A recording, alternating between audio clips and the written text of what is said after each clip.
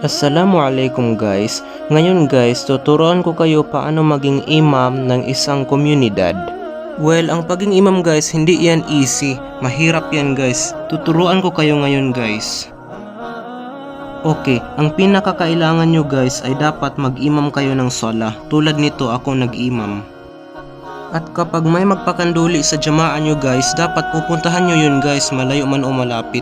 Hindi lang imam guys, kahit ordinaryong tao, kapag na-invite ka, pupunta ka maliban kung may importante kang sitwasyon. At dapat din guys, marunong ka magligo ng patay. Hindi ka maging imam kapag hindi ka marunong magligo. At kapag may reklamo guys, kausapin nyo, pigilan mo ang kanyang problema. Dapat matiis kayo guys. At kapag may problema or away sa komunidad nyo guys, dapat mag-intervene kayo at pigilan nyo yan guys kapag mag-imam kayo.